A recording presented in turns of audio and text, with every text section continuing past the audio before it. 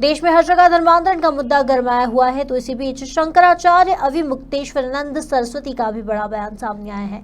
उन्होंने कहा कि धर्मांतरण धार्मिक कारणों से नहीं बल्कि राजनीतिक कारणों से हो रहा है। वहीं उन्होंने बागेश्वर धाम के पंडित धीरेन्द्र शास्त्री को लेकर कहा कि चमत्कार से काम नहीं चलता, प्रयास से होता है। हम लोगों ने पुराणों को और महाभारत को पढ़ा है और उससे ये जाना है कि ये जो ग्वालियर स्थान है ये प्राचीन काल से गालव ऋषि की तपस्या स्थली रही है, जो बहुत बड़े ऋषि रहे हैं। और इस क्षेत्र को महाभारत के अनुसार गोप राष्ट्र के रूप में भी जाना गया है। तो ये गौ का, ये गुरु का प्राचीन स्थान है। स्वाभाविक है कि यहाँ आकर के हमारा मन बहुत प्रसन्न हुआ है। हमारे गुरु जी महाराज के प्रति अनन्य श्रद्धा रखने वाले यहाँ के हमारे सूर्यकांत शर्मा जी और आप सब लोग ग्वालियर के इतने प्रेमी हैं कि इनके प्रेम का आकर्षण हम लोगों को यहाँ पर खींच लाया और हम निराश नहीं है, बहुत पसंद है। समान नागरिकता कानून को लेकर जो तस्वीर लगातार आ रही है कि समान नागरिकता लागू,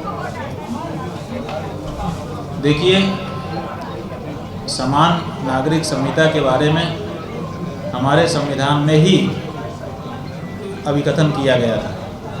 75 वर्ष बीत गए। समान नागरिक संहिता बनाने के नाम पर हम हिंदुओं के धर्मशास्त्रों की बहुत सारी बातों को हटा करके उनके स्थान पर कानून बना दिया गया। पहले हिंदू कोड बिल के नाम पर तत्कालीन सरकार ये लेकर के आई थी, उसका व्यापक विरोध हुआ।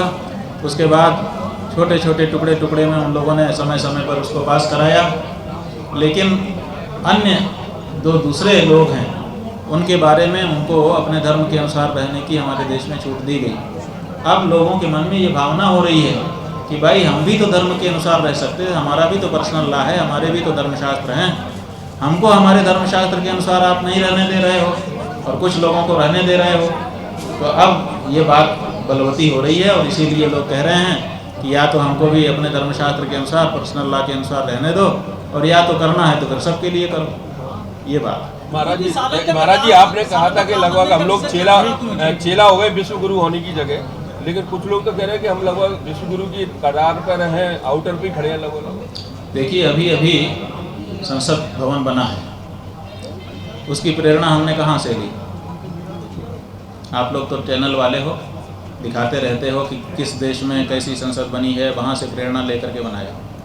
तो हम अपने अनुसार अगर बनाते तब हम ये कह सकते थे। जब हम दूसरे देशों को देख करके उनके जैसी चीज़ें अपने यहाँ बनाने की कोशिश कर रहे हैं तो हम कहाँ अपने अनुसार हुए, आत्मनिर्भर कहाँ हुए? अभी तो हम परमुखापेक्षी हैं। तो परमुखापेक्षी हैं तो हम कैसे विश्वगुरु हो गए? अब तो विश्व चेला ही कहना पड़ेगा हमको। लेकिन तक राम मंदिर का विषय चलता रहा और अब रामलला विराजमान होने वाली है, क्या कुछ और विषय ऐसी बाकी हैं अभी जिन्हें इसके बाद करने की जरूरत है? देखिए, सवाल ये है कि पूरा मंदिर बन गया तो निर्माण चल रहा है तो कैसे रामलला आ जाएंगे? कौन से शास्त्र में लिखा है कि आधा निर्माण हो जाए तो उसमें जाके रहने लगो? आपका घर पूरा बन जाता है तब ना वास्तु प्रतिष्ठा होती है। आधा मकान बनने पे आप जाके रहने लगते हो और निर्माण कार्य चलता रहता है। जब पूरा मंदिर बन जाए तो भगवान उसमें जाए, अच्छा लगेगा सबको। अभी तो पूरा मंदिर बना नहीं है। लेकिन कोशिश तो सरकार की यही है कि इसको चुनाव में कैश करा लिया जाए।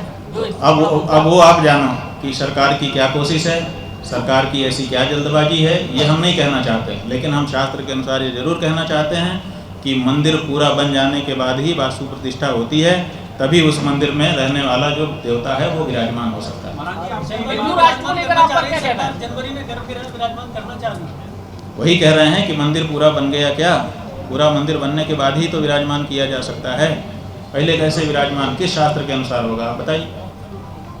विद्वान लोग बताएं, आप लोग तो पत्रकार हैं, पूछ करके बताइए। हिंदू राष्ट्र को लेकर आपका क्या कहना है? हिंदू राष्ट्र की बात की जा रही है बार बार। हिंदू राष्ट्र के बारे में हमारा यही कहना है कि हिंदू राष्ट्र की आवाज़ तो बहुत आ रही है, चैनलों पर भी दिखाई दे रही है, लेकिन हिंदू राष्ट्र कैसा होगा उसका कोई प्रारूप आज तक किसी व्यक्ति या संस्था ने नहीं रखा है सामने। जब तक कोई प्रारूप सामने नहीं है तब तक केवल नाम ले के हल्ला करने का क्या मतलब है, ये हमको समझ में नहीं आता। हम लोग कैसे विचार करके कोई राय अपनी दें? कोई प्रारूप तो आए और उसमें ये गारंटी हो कि आज की जो परिस्थिति है उसमें लोग दुखी हैं, हिंदू राष्ट्र घोषित हो जाने के बाद सुखी हो जाएंगे। तो सुखी कैसे हो जाएंगे उसका कोई तो प्रारूप बताए, कोई बताने को तैयार नहीं है, केवल हिंदू राष्ट्र हो जाए, हिंदू राष्ट्र हो जाए कह रहे हैं। दिव्य दरबार आजकल बहुत लग रहे हैं, दिव्य दरबार बहुत लग रहे हैं, जो शास्त्री जी हैं बाहर बड़ा। देखिए, किसी व्यक्ति के बारे में लक्ष्य करके, किसी संस्था के बारे में लक्ष्य करके हमको अपनी मर्यादा के अनुसार टिप्पणी नहीं करनी चाहिए। कोई सिद्धांत की बात होती है तो हम जरूर कहते हैं। लेकिन महाराज जी ऐसा हो रहा है कि आज के टीवी पे खोलो तो 3 घंटे में 300 लोग दिखाई देते हैं जो विभिन्न तरीके के उपाय बताते हैं, ठीक हो जाएगा, वो ठीक हो जाएगा। देखिए, टेलीविज़न वाले हम लोगों से सवाल पूछते हैं कैमरा सामने रख करके, और टेलीविज़न वाले ही पैसा ले करके निर्मल बाबा और अमुक बाबा को दिखाते हैं और उसके कोने में लिखा रहता है एडवर्टीजमेंट। आधे घंटे का एडवर्टीजमेंट उनका पेड चलता है आप ही के चैनल पर। तो हम क्या कहें, आप क्यों चलाते हो जब आप जानते हो कि ये वैज्ञानिक बात नहीं है, अवैज्ञानिक बात है। टेलीविज़न को लोग आजकल प्रमाण मानने लग गए हैं कि टेलीविज़न में ये बात कही गई। तो आपको अपनी गरिमा का ध्यान रखना होगा, चैनलों को भी सतर्क रहना होगा कि हम कमाएंगे पैसा विज्ञापन से, लेकिन सही बात दिखा करके, गलत बात दिखा के नहीं। धीरेन्द्र कृष्ण शास्त्री जी से हमारे मिलने का हुआ था। जब हमने पहली बार सिद्धांत रूप से वक्तव्य दिया था तो उनके लोग हमसे संपर्क किए थे और कहा था कि वो आएंगे। तो हमने सोचा था कि वो आएंगे तो हम उनसे पूछेंगे कि भाई कौन सी विद्या है, क्या जानकारी है, लेकिन वो आज तक हमारे पास आए नहीं। और जब तक वो आए नहीं, उनसे हम कुछ जानते समझते नहीं है, तब तक उनके बारे में हम क्या कहें। पता तो लगाया, हमने ये जरूर कहा था, महाराज जी पता तो लगाया हुआ कौन सी विद्या है आपको। चमत्कार के बारे में हमने कहा था कि अगर चमत्कारों से काम चलता होता तो फिर प्रयास की जरूरत ही समाप्त हो जाती इस संसार से। हमने ये प्रश्न कहा था कि अगर चमत्कार से रोग दूर हो जाते तो वो जो जिनका नाम आप ले रहे हैं वो खुद अनाउंस कर चुके हैं कि हम एक बहुत बड़ा अस्पताल यहाँ बनाएंगे इतने 100 करोड़ रुपए का। तो इतने 100 करोड़ रुपए का अस्पताल बनाने की चमत्कारी व्यक्ति को क्या जरूरत हो जाती। इसी से समझिए कि चमत्कार में क्या। महाराज जी प्रश्न आप तो क्या है महाराज जी, फिर है क्या ये? रहा है कि भारतीय नहीं मध्य प्रदेश में आप दोनों ही चुनाव नजदीक हैं, लोकसभा और विधानसभा की। तमाम नेता राजनेता धर्म गुरुओं का सहारा ले रहे हैं राजनीति में अपने कदम जमाने के लिए। आइए कहाँ तक सार्थक होने जा रहा है? देखिए, राजनेता क्या कोई भी व्यक्ति अपनी सफलता के लिए जो रास्ता उसको मिलेगा वो अपनाएगा। तो अगर कोई राजनेता किसी का साथ लेना चाह रहा है और उसको मिल रहा है तो हम इसको गलत कैसे कह सकते हैं। वो तो प्रयोग करना चाहेगा। ये तो हमारी आपकी बात है ना कि हम आप उपलब्ध हो जाएं कि ना हो जाएं उन चीज़ों के लिए। तो ये तो उन लोगों को सोचना होगा जो लोग मोहरा बन रहे हैं। अपनी गरिमा पे उनको स्थिर रहना चाहिए, अपना काम उनको करना चाहिए। भारतीय सरकार क्रांतिकारियों को पाठ्यक्रम में बढ़ाने का काम कर रही है। क्या संतों को भी पाठ्यक्रम में आना? वीर सावरकर का पाठ्यक्रम जोड़ा जा रहा है मध्य प्रदेश में, सरकार को जोड़ा जा रहा है, विपक्ष विरोध कर रहा है। आपके मुताबिक क्या? भाई, विरोध इसलिए कर रहा है कि आप राजनीतिक उद्देश्य के कारण वो पाठ बढ़ा रहे हैं। जब राजनीतिक उद्देश्य लेकर के हम एक राजनीतिक दल कुछ कार्य करेगा तो दूसरा राजनीतिक दल राजनीतिक कारण से उसका विरोध करेगा। ये तो होना ही है। आपके हिसाब से क्या होना चाहिए पाठ्यक्रम? हमारे हिसाब से तो देखिए, हमारा जो इतिहास पुराण है, हमने बताया कि वो रामायण है, वो महाभारत है और वो हमारे पुराण है। इनकी शिक्षा दीजिए बच्चों को, इनमें सब आ जाते हैं। जितने हमारे हीरो हैं वो सब इसी में, हमको हर तरह की प्रेरणा इसी से मिल जाती है। तो अब मूल हमारे पास है। हम एक एक व्यक्ति को कब तक दिखाएंगे? लाखों साल पुराना हमारा देश है, लाखों लोग ऐसे वीर हो चुके हैं। तो हम उनको दिखाएं कि हम उसको दिखाएं जो शाश्वत है।